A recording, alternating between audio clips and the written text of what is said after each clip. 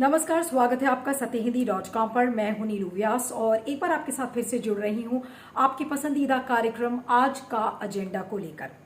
आज के इस प्रोग्राम की शुरुआत एक कविता से करना चाहती हूं और ये कविता सोशल मीडिया पर काफी वायरल हुई है और इस कविता को लिखा है पारुल खक्खर ने, जो कि एक गुजराती कवयित्री हैं।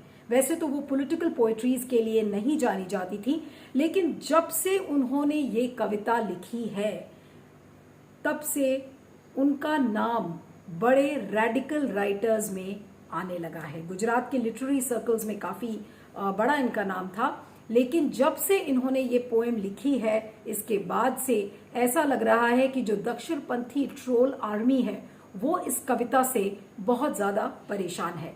अब आखिर ये कविता राइट विंगर्स को और खासकर मोदी सरकार के लोगों को ये कविता क्यों नहीं पसंद आ रही है?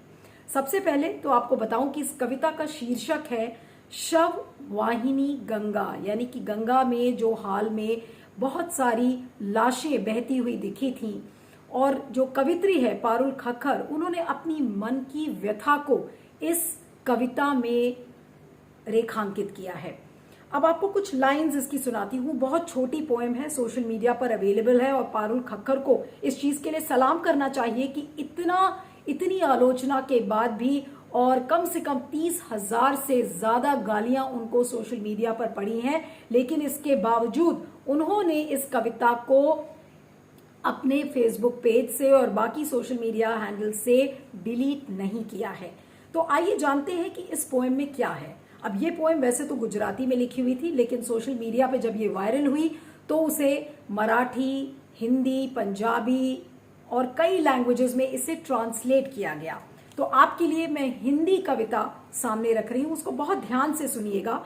और जाहिर सी बात है कि जो ये कविता है ये राजा को एड्रेस करती हुई है, यानी कि नरेंद्र मोदी को। साथ में आपको कुछ लाइंस में नरेंद्र मोदी और अमित शाह के बारे में भी वो लाइंस लगेंगी कि बोली हुई हैं, लेकिन कुल मिलाकर उन्होंने अपनी मन की व्यथा को बताया है कि किस तरीके से उनके मन में व्यथा है कि जो देश का राजा है वो बिल्कुल नंगा है और वो बेबसी से सारी चीजें देख रहा है और कुछ भी नहीं कर पा रहा है। लेकिन लोगों की जो व्यथा है उसको उन्होंने इन्हीं कविता की इन लाइंस में बहुत अच्छे से, बहुत सुंदर तरीके से इसको लिखा है। सुनिए इसकी ध्यान से लाइन। जो पहली लाइन है वो ये है, एक साथ सब मुर्दे बोले सब कुछ चंगा चंगा, साहिब तुम्हारे राज्य में शव वाहिनी गंगा। जाहिर सी बात है कि साहिब यहाँ पर नरेंद्र मोदी के लिए कहा गया है, राजा के लिए कहा गया है, क्योंकि वो देश के राजा है।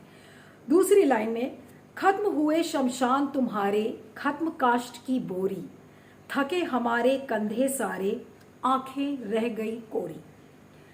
दर दर जाकर यमदूत खेले, मौत का नाच बेढंगा, साहिब तुम्हारे राज्य में शव वाहिनी गंगा। नित लगातार जलती चिताएं, राहत मांगे पल भर, नित लगातार टूटे चूड़ियां, कुटती छाटियां घर घर। इन लाइंस को कितने सुंदर तरीके से पारुल खक्खर ने लिखा है कि घर घर चिताएं जल रही हैं, महिलाएं हैं उनकी चूड़ियां टूट रही हैं, क्योंकि जाहिर सी बात है कि उनके जो सुहाग का जो सिंदूर है वो मिट रहा है और छाती पीट पीट कर हर घर में लोग रो रहे हैं। इसके बाद की लाइंस को ध्यान से सुनिएगा। अगली लाइन में उन्होंने लिखा है, देख लपटों को फिडल बजाते, फिडल की बात उन्होंने कही है कि देख लपटों को फिडल बजाते, वाह रे बिल्ला रंगा, साहिब तुम्हारे राज्य में शव वाहिनी गंगा। और जो आखिरी वर्स है, यानी कि आखिरी स्टैंजा है पोएम का, वो बहुत ही ज्यादा मार्मिक है, उसको ध्यान से सुनिएगा। और यहाँ पर नरेंद्र मोदी के बारे में कहा गया है कि उनकी जो दिव्य जो उनका स्वरूप है, लेकिन वो उनके इंटरनल जो उनका कैरेक्टर है उससे बिल्कुल मैच नहीं करता है। तो उन लाइंस को ध्यान से सुनिएगा। साहिब तुम्हारे दिव्य वस्त्र, दैदीप्य तुम्हारी ज्योति, काश असलियत लोग समझते हो, तुम पत्थर ना मोती, हो हिम्मत आकर बोलो मेरा साहब नंगा, साहिब तुम्हारे राम राज्य में शव वाहिनी गंगा। तो ये जो इन लाइंस को जिस तरीके से लिखा गया है, तो जाहिर सी बात है कि साहिब को नंगा बताया है कि दिव्य वस्त्र उन्होंने धारण किए हैं, लेकिन जो उनका अंदरूनी चरित्र है वो बिल्कुल नंगा है। तो एक बहुत वीरता से लिखी हुई पोइट्री है, और वीरता का शब्द मैं इसलिए इस्तेमाल कर रही हूं क्योंकि गुजरात में रहकर और एक गुजराती कवयित्री होने के नाते बहुत हिम्मत चाहिए कि आप नरेंद्र मोदी के बारे में इस तरीके की एक कविता लिख सके। इनफैक्ट मैं बहुत सारे लोगों से बात कर रही थी और उन्होंने कहा कि जब से नरेंद्र मोदी प्रधानमंत्री बने हैं ये पहली ऐसी कविता है, वो भी उन्हीं की मातृभाषा में लिखी हुई, यानी कि गुजराती में। अब आपको बताते हैं कि पारुल खक्खर ने ये जो कविता है ये 11 मई को ये कविता लिखी थी, शववाहिनी गंगा। और FB पेज पर उन्होंने जैसे ही लिखा तो बिल्कुल जंगल की आग जैसे फैलती है उस तरीके से ये पूरी उनकी जो कविता थी वो फैली। उसके बाद उसको हर लैंग्वेज में ट्रांसलेट किया गया, जैसे मैंने आपको पहले बताया, पंजाबी, इंग्लिश, हिंदी, मराठी, कन्नड़, बहुत सारी लैंग्वेजेस में उसको किया गया। लेकिन जिस तरीके से जो ट्रोल आर्मी ने उन पर गालियों की बौछार बरसाई, तो उसके बाद क्या हुआ, वो डरी नहीं, उन्होंने पोइट्री को डिलीट नहीं किया, लेकिन अपने फेसबुक पेज का जो प्रोफाइल है उसको लॉक किया। और ज़्यादातर आपको बता दें कि पारुल खक्खर एक बहुत ही सबमिसिव और लो लाइंग पोइट मानी जाती हैं, और कभी भी राजनीतिक विषयों पे उन्होंने नहीं लिखा। रोमांटिक पोइट्री के लिए ज़्यादातर जानी जाती हैं, और जो गुजरात का लिटरेरी सर्कल है जो साहित्यकारों का, उसमें उन्होंने अपनी एक पैठ बनाई। और उनके साथ के बहुत सारे लोग हैं जो कि आज इसी कविता को देखकर चुप हो गए हैं। उन्होंने अपनी दूरी पारुल खक्खर से बना ली है। ये वही लोग हैं जो पारुल खक्खर के बहुत करीब थे, लेकिन आज इस कविता को लिखने के बाद उन्होंने पारुल खक्खर को बिल्कुल अनटचेबल पोएट के रूप में घोषित कर दिया है। ना उनसे वो फोन पर बातें करते हैं, ना उनकी पोएट्री के बारे में कुछ बोलते हैं। यानी कि जो गुजरात का साहित्य सर्कल है वो बिल्कुल चुप हो गया है। लेकिन जो न्यूट्रल ऑब्जर्वर्स हैं उनसे भी मैंने बात किया, और उनका ये कहना है कि गुजरात के साहित्य में ये एक बहुत ही अनप्रेसिडेंटेड, यानी कि पहले आपने ऐसा कभी नहीं देखा होगा, ये उस तरीके का डिस्कोर्स इस कविता ने शुरू किया है। और हो सकता है कि गुजरात के ऐसे कई साहित्यकार हों या कई कवि हों जिन्हें कि इस कविता से, जो पारुल खक्खर की कविता है, उससे बल मिलेगा और हो सकता है कि वो लिखें। लेकिन पारुल खक्खर का आप अगर देखें तो कभी भी वो एंटी स्टैब्लिशमेंट नहीं रही, और हमेशा उन्होंने एक रोमांटिक पोइट्री को बहुत अच्छे से हमेशा से उसके बारे में लिखा। इसलिए राइट विंगर्स को बहुत ज़्यादा अचंभा भी हुआ कि पारुल खक्खर इस तरीके की कविता कैसे लिख सकती हैं। और जाहिर सी बात है कि पारुल ने इसलिए लिखा, 51 साल की पारुल है, बहुत ही इमोशनल मानी जाती हैं। और आज मैंने भी उन्हें मैसेज लिखा, और मुझे नहीं पता उन्होंने, लेकिन अपने व्हाट्सएप मैसेज में मुझे ये लिखा कि मैं अभी नहीं बात करना चाहती हूँ, क्योंकि मैंने उनसे निवेदन किया था कि अगर वो बात करेंगी तो हम उनका इंटरव्यू करेंगे। तो उन्होंने बहुत पोलाइटली 2 लाइन का मुझे मैसेज लिखा कि नीलू जी मैं अभी बात नहीं कर पाऊंगी, थैंक यू सो मच। ये 2 लाइन का मैसेज पारुल खक्खर की तरफ से मुझे आया था। लेकिन आज बात पारुल खक्खर की नहीं है, आज बात एक बड़े पर्दे पर साहित्य की है कि किस तरीके से जो अभिव्यक्ति की आज़ादी है और जो लेखक हैं, कवि हैं, उनका गला घोटने की कोशिश की जा रही है। अगर डायरेक्टली नहीं तो इनडायरेक्टली ट्रोल आर्मी आपको इतना ज़्यादा गाली बकेगी सोशल मीडिया प्लेटफॉर्म पर कि आप 10 बार सोचने लगेंगे कि आपने जो चीज़ लिखी है वो सही लिखी है या नहीं लिखी। इसी तरीके का माहौल ये राइट विंगर्स, जो ट्रोल आर्मी है, वो इस तरीके से गला घोटने की कोशिश करती है। और राइटर्स हैं, प्रोग्रेसिव पोएट्स हैं, उनको लेकर जो एक असहिष्णुता का माहौल, आपको याद हो 2015 में क्या हुआ था कि बहुत सारे लोगों ने, उस समय के जो राष्ट्रपति थे प्रणब मुखर्जी, जो कि अब हमारे बीच नहीं है, उनको भी बहुत सारे लोगों ने चिट्ठी लिखी थी। और आपको बता दें कि उस समय एक गुजराती फिल्म मेकर थी और पोएट हैं जिनका नाम है मेहुल देवकाला। तो मेहुल देवकाला पारुल खक्खर की बहुत अच्छी दोस्त भी मानी जाती हैं। अभी हाल में उन्होंने पारुल खक्खर से बातचीत भी की थी फोन पर।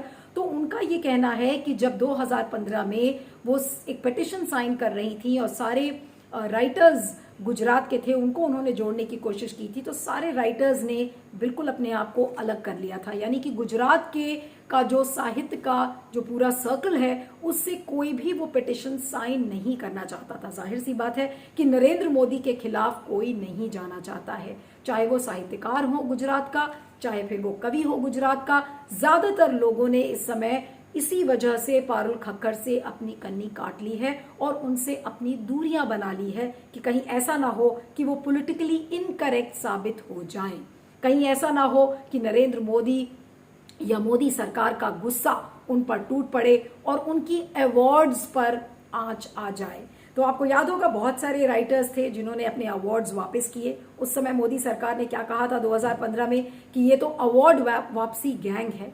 लेकिन बात यहाँ पर असहिष्णुता की है, इंटॉलरेंस की है कि अगर साहित्यकार कुछ लिखता है या कवि कोई कुछ लिखता है तो वो अपने मन की व्यथा को व्यक्त करता है, अपने समाज की व्यथा को व्यक्त करता है। और इसी चीज को पारुल खक्कर ने भी अपनी जो कविता है उसके जरिए, जो शव वाहिनी गंगा की जो लाइंस हैं उनके जरिए उन्होंने अपनी व्यथा को समझाया है, जिसमें कि कोई गलत नहीं है।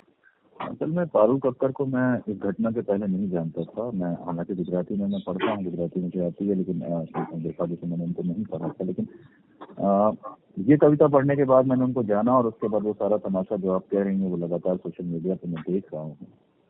और ये ज्यादा कुछ नहीं बताता है, ये सिर्फ इतना बताता है कि एक पूरा का पूरा ऐसा इकोसिस्टम विकसित किया गया है जिसमें विरोध की कोई आवाज उठाने के लिए कोई जगह छोड़ने की गुंजाइश नहीं बची हुई है। आप देखिए, मतलब आज से नहीं, जब इमरजेंसी का पीरियड था या अंग्रेजों का पीरियड था, साहित्य तो हमेशा जनता के पक्ष में खड़ा होता रहा, इसीलिए शासक के विरोध में खड़ा होता रहा। तो इसमें कोई बड़ी बात नहीं थी। अगर उन्होंने कविता लिखी, अगर गुजरात में जिस तरह के हालात हैं, देश भर में जिस तरह के हालात हैं, उससे व्यथित होकर उन्होंने ये कविता लिखी, तो इसका स्वागत किया जाना चाहिए था। जनता ने इसका स्वागत भी किया। लेकिन हुआ ये है कि पूरा ये जो आप पुरस्कार का नॉमिनेशन वगैरह बता रही हैं, सारा कुछ पिछले 6-7 सालों में ऐसा बनाया गया है कि सत्ता का जो विरोध करने वाले लोग हैं, सत्ता के जो मुखालिफ लोग हैं, उन लोगों को इससे बाहर रखने की बात होती है। मैंने ये भी पढ़ा कि कक्कर जी जो है पहले एक दक्षिण पंथ की प्रशंसक भी रही हैं, तो उस समय वो इनकी प्रिय थी। लेकिन जैसे ही एक आवाज उन्होंने जनता के पक्ष में उठाई, आप देखिए ये सारे के सारे लोग इसके मुखालिफ हो गए। तो ये जो इस तरह का माहौल बना है जिसमें सरकार के खिलाफ बोलना, सत्ता के खिलाफ बोलना एक अपराध हो गया है, तो चाहे कवि हो, चाहे पत्रकार हो, चाहे लेखक हो, चाहे आम जनता हो, सभी के साथ ये सलूक किया जा रहा है। असल में मैं ये कहना चाहता हूँ कि जो पारुल जी ने सत्ता की ताकत के सामने बड़ी बहादुरी का काम किया है, और मैं मानता हूँ कि प्रधानमंत्री नरेंद्र मोदी की एक कथित छवि को नुकसान पहुंचाने वाली और उनके खिलाफ उठने वाली आवाज को दबाने के लिए उनका आईटी सेल हमेशा मैदान में रहता है। इसी के तहत उनको अवार्ड से बाहर किया गया है। और मैं मानता हूँ कि इत्तेफाकन अगर वो आवाज गुजरात चाहिए, गुजरात से गूंजी है, तो भक्तों की हालात तो देखने के लायक नहीं रहेगी। इसीलिए मैं मानता हूँ कि बीजेपी के इशारे पे सब कुछ काम हो रहा है। बिल्कुल ये बड़ी हिम्मत का काम है। और मैं तो मानता हूँ कि भारत की सबसे ज्यादा पवित्र गंगा नदी में तो शवों का ढेर देखा, इससे उनका दिल व्यथित हो गया और उन्होंने अपने विचारों की अभिव्यक्ति की है। इससे कोई गलत काम नहीं किया उसने। हर इंसान तो अपने विचार अभिव्यक्त करने का पूरा हक दिया गया है। और जिस तरह से मुल्क के अंदर कोविड की सिचुएशन है, कोविड से लाखों लोग, हजारों लोग मर रहे हैं, तो बजाय तौर पर किसी भी इंसान का दिल व्यथित विचलित हो जाएगा। हम आपको रोज इन्हीं स्टोरीज को बताते हैं, लेकिन हाँ, पोएट्री की लैंग्वेज में नहीं। इसीलिए आज मैंने सोचा कि पारुल खक्कर की कविता की ये जो लाइंस हैं, ये जो पंक्तियां हैं, ये आपके लिए पढ़ी जानी चाहिए। आपने, हो सकता है आप में से बहुत सारे लोगों ने इसको सोशल मीडिया पर देखा हो, क्योंकि अभी पिछले 1 हफ्ते या 10 दिन से बहुत ज्यादा लोग उसको पढ़ रहे हैं। लेकिन आज इसके बारे में बात करना जरूरी था, क्योंकि अब ये पता चल रहा है, जैसे कि मैंने मेहुल देवकाला का नाम लिया, जो कि गुजरात बेस्ड पोएट हैं और पारुल खक्कर की बहुत बड़ी अच्छी दोस्त भी हैं। तो उन्होंने कहा कि पारुल खक्कर को जो लिटरेरी सर्कल्स हैं उनसे बाहर कर दिया गया है, जो अवार्ड रिकग्निशंस हैं, उससे उन्हें बाहर कर दिया गया है, क्योंकि अभी तक क्या था कि वो गुजरात का जो लिटरेटी सर्कल है, जो साहित्यकारों का, उसमें उन्होंने एक अपनी अच्छी पैठ बना ली थी। हालांकि उन्होंने अपना करियर बहुत देर में शुरू किया, शादी हो गए, जब उनकी बच्चे हो गए उसके बाद उन्होंने लिखना पढ़ना शुरू किया, और इसके बाद इस कामयाबी को हासिल करना ये एक कोई बहुत छोटा अचीवमेंट नहीं है। लेकिन इसके बावजूद आज वो इस असहिष्णुता का शिकार हो गई है। किस तरीके से ट्रोल आर्मी उनके पीछे पड़ गई है, और शव वाहिनी गंगा की जो ये कविता है, इसको गालियों की बौछार से बिल्कुल भिगो दिया गया है, और इस हद तक कि आज वही पारुल खक्कर किसी से भी बात नहीं करना चाहती हैं। और आज पारुल खक्कर की ये जो पूरी स्टोरी है, इसको याद दिलाता है कि किस तरीके से मजरू सुल्तानपुरी का आप सबने नाम सुना है कि कितने बड़े लिरिसिस्ट थे, पोएट थे, कम्युनिस्ट थे बाय हार्ट, और उन्होंने भी एक पोएम उस समय जवाहरलाल नेहरू के लिए लिखी थी, और वो मिल वर्कर्स के समर्थन में वो खड़े हुए थे, और उसी समय उन्होंने जवाहरलाल नेहरू के लिए एक पोइट्री पढ़ी, और पोइट्री पढ़ने के बाद उस पोएम की जो लाइंस थी वो ऐसी थी, कुछ पंक्तियां ऐसी थी जिसकी वजह से मजरू सुल्तानपुरी को जेल में डाला गया, और उनके साथ बलराज साहनी को भी जेल में डाला गया। तो ये तो बहुत पहले की बात है। और अगर लेकिन आप हाल की बात करें तो चाहे वो रैशनलिस्ट हो या साहित्यकार हो या कवि हो, गोविंद पंसारे, नरेंद्र दाभोलकर, एम कालबुर्गी, गौरी लंकेश, ये सब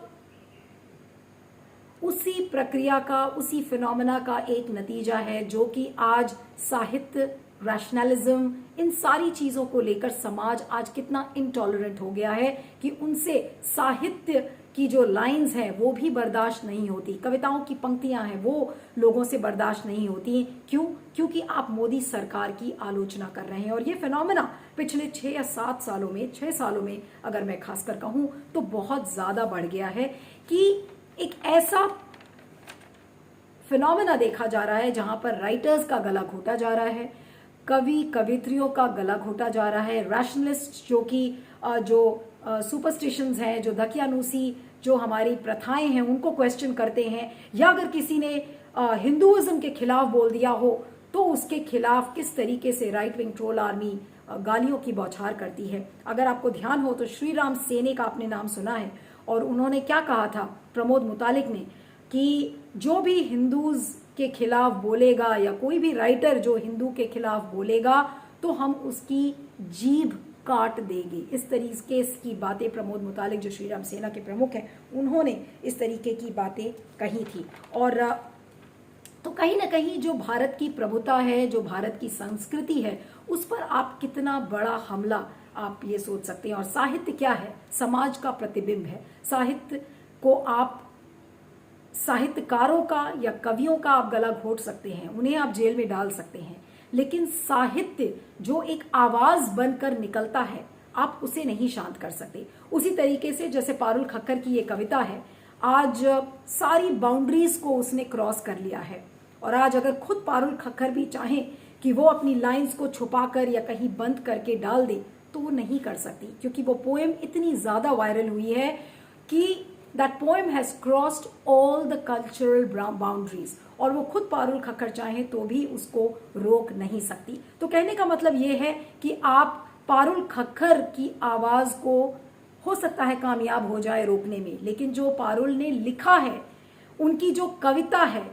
उसको आप कैसे रोक पाएंगे? क्योंकि ये जो कविता है, ये आप आने वाली बहुत सारी पीढ़ियां इसी कविता को पढ़ेंगी और वो ये जानेंगी कि नरेंद्र मोदी को एक ऐसे राजा के रूप में कवियों ने देखा। खासकर यहाँ पर मैं पारुल की बात करूंगी कि पारुल को लोग जानेंगे कि उन्होंने एक गुजराती होने के नाते नरेंद्र मोदी के बारे में लिखा है कि वो एक ऐसे राजा हैं जो कि नंगे हैं, फिडल बजाते रहे, कब जब गंगा में शव बहते रहे। तो ये तमाम चीजें जो बार बार उन्होंने लिखी हैं, और अगर आप लाइंस को देखें तो कितनी मार्मिक ढंग से इसको पारुल ने लिखा है। और खासकर वो लाइंस जहां पर वो ये कहती हैं कि नित लगातार जलती चिताएं, राहत मांगे पल भर, नित लगातार टूटे चूड़ियां, कुटती छातियां घर घर।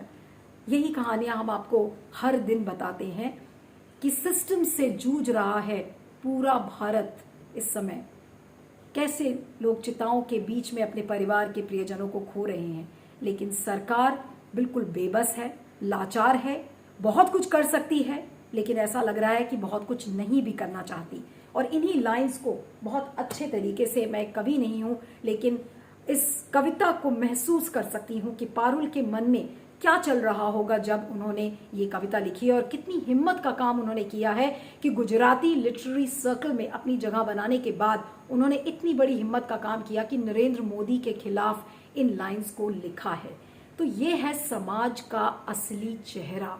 और वो सारे लोग जो कि कहते हैं कि मैं पारुल खक्खर से बात नहीं करूंगा क्योंकि पारुल खक्खर की जो कविता है उससे हम अग्री नहीं करते, उसे हम नहीं स्वीकार कर सकते हैं क्योंकि वो बहुत ज्यादा एंटी एस्टैब्लिशमेंट है, तो शायद ये वही लोग होंगे जिन्हें अवार्ड की गुंजाइश लग रही है कि अगर हम सरकार के खिलाफ बोल देंगे तो हमें हो सकता है अवार्ड ना मिले, क्योंकि अवार्ड ऐसा लग रहा है कि वो ऑक्सीजन सिलेंडर है इन राइटर्स के लिए, इन पोएट्स के लिए जो आज पारुल के साथ नहीं खड़े हो रहे हैं।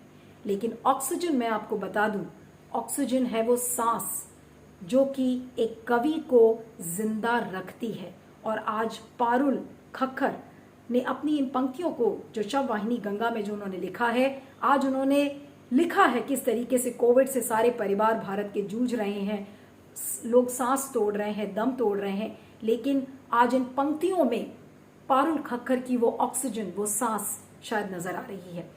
लेकिन इतना कहूंगी कि आज के भारत में जो नरेंद्र मोदी का भारत है उसमें न आलोचना की जगह है, न किसी तरीके की क्रिटिसिज्म। अगर आपने सरकार के खिलाफ कुछ भी बोल दिया तो आप सबसे बड़े सरकार के दुश्मन हैं, आप देशहित की बात नहीं करते। ये जो फिनोमेना इतने सालों से चल रहा है, इस फिनोमेना का घड़ा अब बहुत ज्यादा भर चुका है और अब वो घड़ा टूटने का समय आ चुका है। अब वो घड़ा कब टूटेगा, नरेंद्र मोदी हो सकता है इससे कुछ सबक सीखें। इस पर आपका मुझे फीडबैक का इंतजार रहेगा। और इस वीडियो को खत्म करने के पहले एक छोटी सी गुजारिश है आपसे कि आज के समय में बेबाकी से बोलना, स्वतंत्र पत्रकारिता करना एक बहुत मुश्किल काम है। इसलिए इस वीडियो के डिस्क्रिप्शन बॉक्स में जाएं, उसमें एक लिंक है, उस लिंक को क्लिक करें, सत्य हिंदी को भुगतान करें, सत्य हिंदी की सदस्यता लें। इससे आपको निष्पक्ष खबरें मिलेंगी और हमें आपका समर्थन मिलेगा। देखते रहिएगा आज का एजेंडा और बने रहिएगा सत्य हिंदी पर। आप मुझे ट्विटर पर फॉलो कर सकते हैं, मेरा ट्विटर हैंडल है @neelu317 और दूसरा ट्विटर हैंडल है @neelu_on_the_move। Thank you so much. सत्य हिंदी का ऐप डाउनलोड करें गूगल प्ले स्टोर पर।